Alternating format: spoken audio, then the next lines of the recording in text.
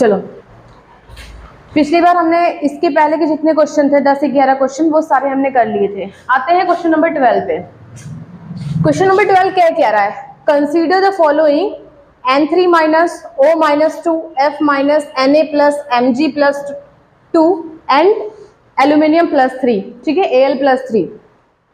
ये आपको आयन्स दिए गए हैं, कुछ इसमें कैटायन है और कुछ एनायन है।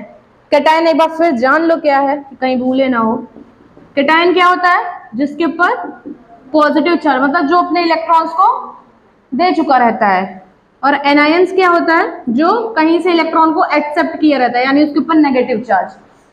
यही तो है। अब यहाँ पे आपको कैटायंस और एनायंस दिए गए हैं, और ध्यान से देखोगे कैटायन और एनायन के वर्ड के पीछे भी सफिक्स आयंस लगा हुआ है। मतलब ये जितने भी यहाँ पे लिखे हुए हैं आयंस, वो सब कैटायन और एनायन का मिक्सचर है। अगर बात करें N3 माइनस से, तो कैटायन है कि एनायन है? एनायन है। ये एनायन है, this anion, cation, cation and cation, ठीक है। कह रहा है इसमें से आपको बताइए इन सब में कॉमन है कुछ? कैसे पता? अगर बात करें N3 की, N3 माइनस की, नाइट्रोजन का एटॉमिक नंबर बताना 7, इलेक्ट्रॉनिक कॉन्फ़िगरेशन 2 2 5। क्या कर रहा है? अगर इसको अपने आउटर मोस्ट शेल में 8 इलेक्ट्रॉन कंप्लीट करना है, तो ये क्या करेगा? कहीं से 3 इलेक्ट्रॉन को एक्सेप्ट कर रहा है, 3 इलेक्ट्रॉन को एक्सेप्ट कर रहा है। यानी अगर इसने एक्सेप्ट किया है तो यहाँ पे क्या हुआ है? कितने इलेक्ट्रॉन इसके पास टोटल हो गए हैं? 8 हो गए हैं। यही तो हुआ है, 8 हो गए हैं N3 माइनस तक। कभी N करके इस तरीके से मत लिखना, 2 और 8, N3 करके लिखिएगा, ठीक। बात करें अगर ऑक्सीजन की, तो ये एटॉमिक नंबर 8। और बात करें इसके इलेक्ट्रॉनिक कॉन्फ़िगरेशन की, 2 6। इसने कहीं से एक्सेप्ट किया है 2, तो 6 ना रह के ये कितना हो जाएगा? 8।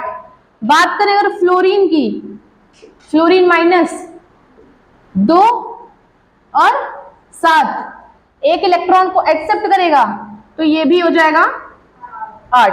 सिमिलरली बात करें Na प्लस की, तो एटॉमिक नंबर 11, 2 8 और 1।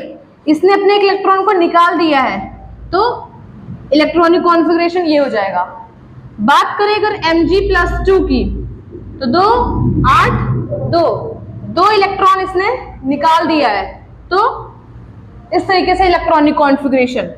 एल्यूमिनियम की बात करें तो +3 2 8 3, 3 इलेक्ट्रॉन को इसने क्या किया है? निकाला है, जिसके कारण ये आपका इलेक्ट्रॉनिक कॉन्फ़िगरेशन। इसको ऐसे नोट कर लीजिए।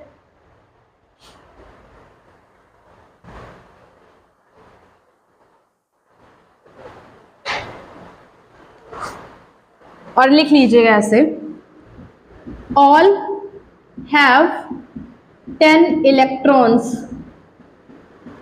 That is all the ions are isoelectronic species। सही बात है? आइसो इलेक्ट्रॉनिक स्पीसीज क्या होता है? आइसो इलेक्ट्रॉनिक स्पीसीज वो स्पीसीज होती हैं जिसपे नंबर ऑफ इलेक्ट्रॉन, अगर टोटल आप नंबर ऑफ इलेक्ट्रॉन काउंट करते हो तो सब में सेम इलेक्ट्रॉन्स आएंगे, जिसे हम कहते हैं आइसो इलेक्ट्रॉनिक स्पीसीज।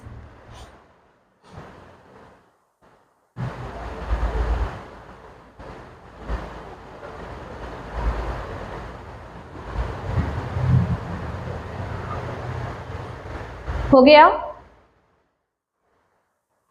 डन?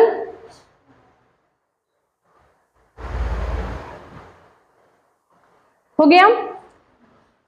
अब बात करें सेकेंड क्वेश्चन की, तो कह रहा है जितने भी आपके पास स्पीसीज हैं, जितने भी आयंस यहाँ पे हैं, आपको उसे अरेंज कैसे करना है? आयनिक रेडियाई के अकॉर्डिंग, बट किस ऑर्डर में?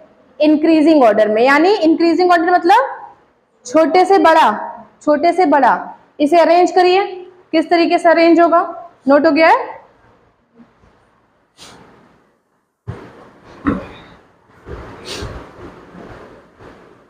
अगर बात करें तो इन सब में कॉमन क्या है? कॉमन यही है कि ये सारे जितने भी आयंस हैं ये सब आइसो इलेक्ट्रॉनिक स्पीसीज हैं। ठीक है, चलो बात करें यहां पर रेडियाई के अकॉर्डिंग, तो इसमें बताइए सबसे छोटा कौन सा होगा? सबसे छोटा किसकी आयनिक रेडियाई सबसे छोटी होगी? हाँ, ध्यान देना इधर।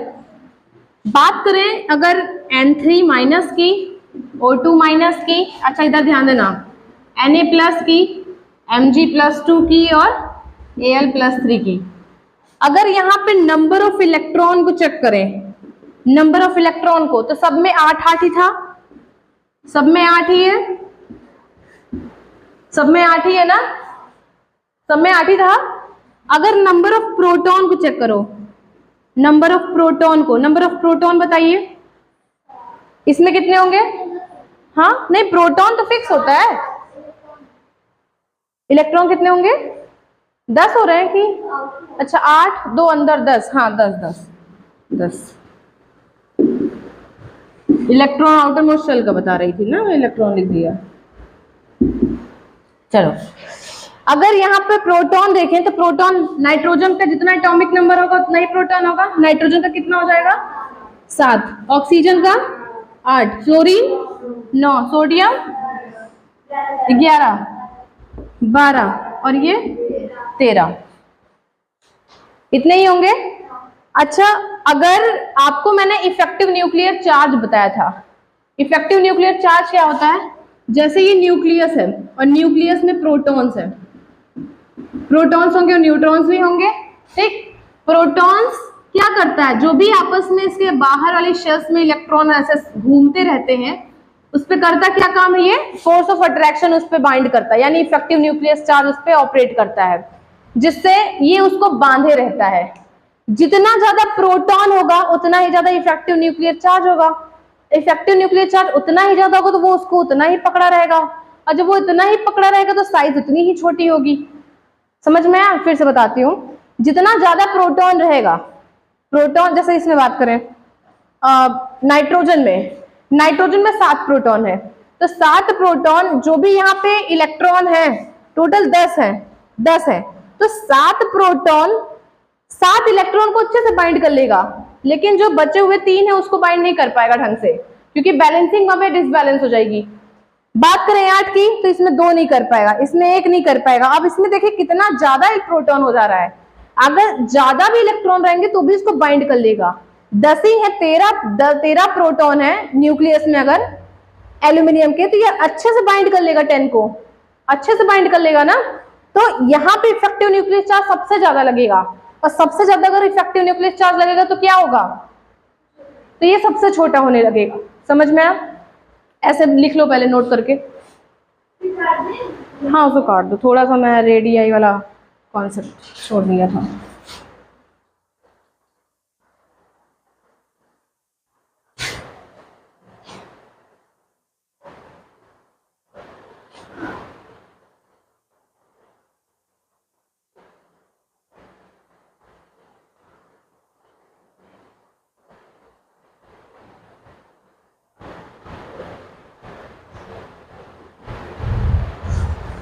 कहीं लिख लेना है ऐसे नोट करके,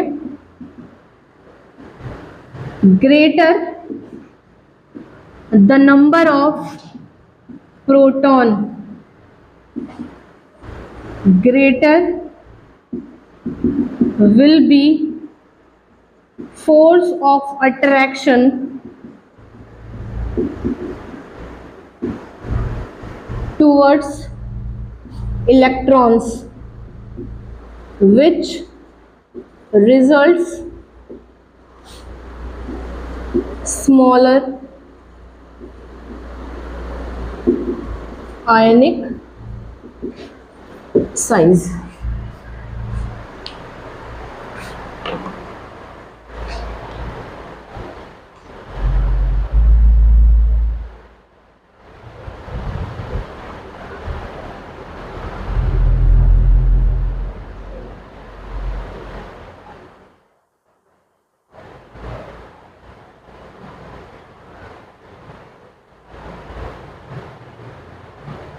हो गया?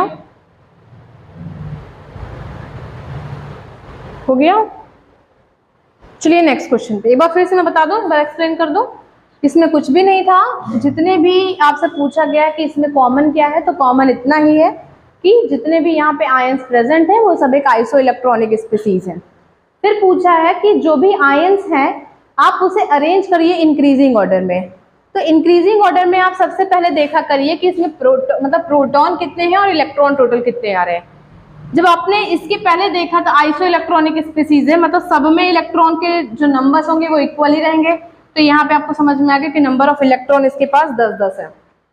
अगर चाहो तो आउटर मोस्ट शेल में लिखना तो 8-8 लिखोगे, टोटल इलेक्ट्रॉन लिखना है तो 10-10 लिखोगे। बात करें प्रोटॉन की, प्रोटॉन चेंज नहीं होते हैं। तो प्रोटॉन नाइट्रोजन में 7, ऑक्सीजन में 8, फ्लोरीन में 9, सोडियम में 11, इसमें 12 और इसमें 13। जिसमें ज्यादा प्रोटॉन होगा वो फोर्स ऑफ अट्रैक्शन ज्यादा लगाएगा इलेक्ट्रॉन्स पर, तो जिसके कारण वो उसको बाइंड रखने की कोशिश करेगा, खींचे रखने की कोशिश करेगा, पकड़े रखने की कोशिश करेगा, जिसके कारण उसकी साइज क्या रहेगी, वो एक्सपेंड नहीं हो पाएगी, वो और ज्यादा करीब आने लगेगी न्यूक्लियस के, जिसके कारण इसकी साइज छोटी होती है as comparison to this this this this this. ठीक है, ये आपका है आंसर, नोट कर लीजिए। चलिए क्वेश्चन नंबर 13।